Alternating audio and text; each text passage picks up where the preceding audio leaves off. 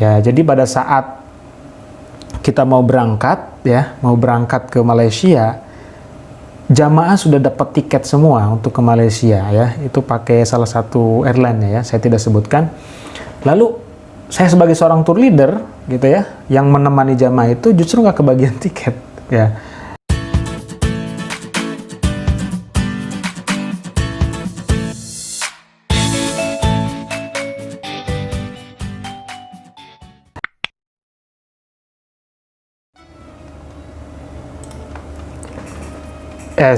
Jangan lupa prokes dulu ya. Oke, hand sanitizer.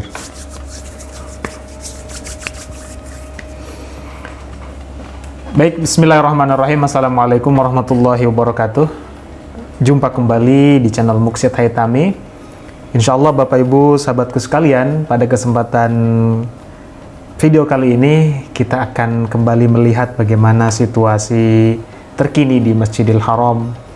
Bisa kita saksikan bagaimana para jamaah sedang melakukan tawaf di Masjidil Haram, Makkah Al-Mukarramah.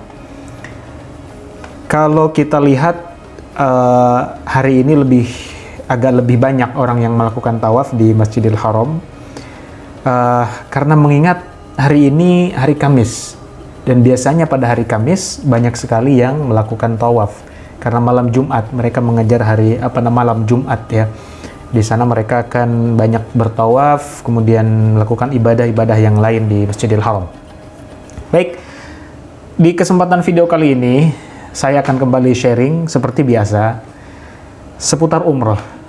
Karena mengingat saya ini adalah seorang tour leader umroh, seorang mutawif juga, ya, dan juga seorang marketing juga, bisa dikatakan seperti itu. Di sebuah travel ya, dulu saya jadi mutawif, jadi tour leader di sebuah travel, lalu kemudian mencoba merintis travel baru, lalu karena pandemi ya akhirnya travelnya jadi vakum terlebih dahulu, tapi saya tetap semangat untuk memberikan informasi atau bercerita tentang seputar umroh sebagaimana yang saya pernah alami ya. Jadi cerita ini bukan mengada-ngada, cerita ini adalah cerita pengalaman saya selama membersamai jemaah umroh dari tanah air menuju ke tanah suci. Tiada lain dan tiada bukan tujuan saya membuat vlog ini, membuat video ini adalah bagaimana agar bisa bermanfaat untuk terutama calon-calon jemaah umroh yang akan melaksanakan ibadah ke tanah suci. Oke, Bapak Ibu, sahabatku sekalian, di sini saya akan bercerita tentang pengalaman saya terdampar di Malaysia selama 5 hari. Poin video ini yang pertama adalah hati-hati dalam memilih travel, atau kalau misalkan kita seorang pengusaha travel, hati-hati dalam membeli tiket. Baik itu tiket untuk jamaah dari Indonesia ke Arab Saudi atau dari Arab Saudi ke Indonesia. Ini pengalaman saya dulu sekitar tahun 2016-17 lah kalau tidak salah. Jadi ceritanya waktu itu saya membawa jamaah sekitar 29 orang. Itu adalah guru-guru PNS di Kota Tangerang Selatan. Dan waktu itu kebetulan ikut juga ketua PGRI Tangerang Selatan yang saya bawa. Dan rute penerbangan itu memang harus transit dulu ke Malaysia. Ya, jadi pada saat kita mau berangkat ke Malaysia, jamaah sudah dapat tiket semua untuk ke Malaysia ya. Itu pakai salah satu airline ya, saya tidak sebutkan. Lalu saya sebagai seorang tour leader gitu ya, yang menemani jamaah itu justru nggak kebagian tiket ya. Akhirnya saya cari tiket tiket namanya, pokoknya tiket yang masih ada gitu ya, walaupun harganya sekitar 4 jutaan ya, luar biasa ya. Lalu dapat akhirnya, ya jamaah udah duluan di Malaysia, lalu akhirnya saya nyusul. Akhirnya ketemu di Bandara Klia 2 ya kalau nggak salah. Akhirnya ketemu di sana dan alhamdulillah bisa bersama-sama dengan jamaah. Kemudian setelah bertemu dengan jamaah, lalu kita kumpul di satu tempat dan kita langsung ingin check-in. Pada saat check in di counter maskapai, karena kita pakai Flynas ya waktu itu. Pada saat kita mau check in, ternyata pas dicek sama bagian counter, dia bilang begini, maaf, tiket ini tidak ada di sistem, katanya gitu. Aduh, saya langsung seolah-olah jantung saya ini berdegup kencang gitu ya. Jadi kaget bukan kepalang. Kenapa? Karena saya harus ngomong apa kepada jamaah gitu. Akhirnya karena saya waktu itu yang ke counter saya duluan sama salah satu koordinator jamaah.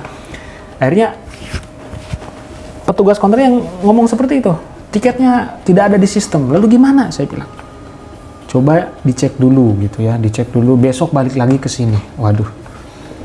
Terus untuk menunggu besok itu saya harus kemana gitu. Akhirnya sebagai seorang tour leader tentu saya harus bertanggung jawab ya terhadap jamaah yang saya bawa. Akhirnya secara pelan-pelan saya omongkan ke jamaah walaupun banyak sekali yang kecewa gitu ya. Lalu saya sampaikan gini, akhirnya memahami. Oh, nggak apa-apa lah gitu kan. Akhirnya kita dibawa ke salah satu hotel gitu. Salah satu hotel di Malaysia, situ dekat dengan bandara. Lalu nginep semalam di hotel, balik lagi ke bandara. Ya, kemudian check in lagi hari kedua. Ternyata dia bilang apa? Hari ini tidak ada penerbangan karena pesawatnya rusak. Masya Allah. Saya nggak bisa ngomong apa-apa di situ. Pesawatnya rusak katanya, nggak bisa terbang. Akhirnya saya dengan berat hati juga ngomong kepada jamaah mulai banyak yang stres, banyak yang ibaratnya harus bagaimana gitu kan. Lalu akhirnya banyak yang histeris nangis di situ. Travel yang lain juga sama, minta atau maksa-maksa ke yang lain gitu untuk dibantuin agar bisa terbang. Akhirnya datang dari perwakilan MH Airline, walaupun sebenarnya dia tidak bertanggung jawab karena kita pakai Flynas ya. Dia datang, dia nenangin jamaah, lalu kita dikasih hotel yang agak jauh ya dari situ. Akhirnya kita pergi lagi ke hotel lagi sambil menunggu sampai 5 hari pokoknya di menunggu itu kita sampai 5 hari. Nah setelah 5 hari kita sudah siap-siap ke bandara dan alhamdulillah akhirnya bisa terbang juga dengan berbagai macam perasaan yang campur aduk gitu ya. Akhirnya kita bisa terbang dengan pesawat, waktu itu pesawat Atlantik, pesawatnya Portugal kita berangkat gitu. Jadi yang ingin saya sampaikan di sini yang pertama, pilih vendor yang aman kalau kita ingin berangkat umroh. Lalu sebagai seorang tour leader ya, mungkin sahabatku, bapak ibu sekalian, teman-teman sini ada yang berprofesi sebagai seorang tour leader ya, kita harus menenangkan jamaah, harus benar-benar tenang gitu ya, jangan panik begitu, walaupun memang berat gitu ya, harus menyampaikan kepada jamaah kondisi yang sesungguhnya. Kemudian terus berdoa meminta jalan keluar gitu ya, di balik ketidaktenangan kita harus berdoa bahwa segala sesuatu pasti ada solusinya.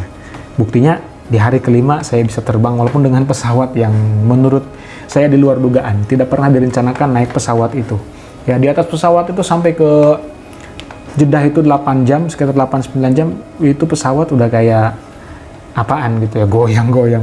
Jamaah udah banyak zikir, la ilaha illallah, la ilaha illallah, la ilaha illallah. Saking paniknya gitu naik pesawat itu, karena memang kecil pesawat. Lalu yang terakhir, pasrah dan serahkan semuanya kepada Allah Subhanahu wa taala. Tidak ada kejadian yang menimpa kita kecuali karena izin dan takdir Allah Subhanahu wa taala. Kita harus percaya bahwa sesuatu yang menimpa kita itu adalah yang terbaik dari Allah Subhanahu wa taala. Jadi begitu Bapak Ibu sekalian, demikian video yang dapat saya sampaikan, mudah-mudahan ada manfaatnya, dan jangan lupa yang baru bergabung di channel ini untuk subscribe, karena setiap hari antara maghrib dan isya saya akan update video setiap hari seputar umroh, kabar haji, kabar umroh, tentang Mekah, Madinah, cerita tentang umroh, tour leader dan lain sebagainya. Jazakallahu khairan katsir. Wassalamualaikum warahmatullahi wabarakatuh.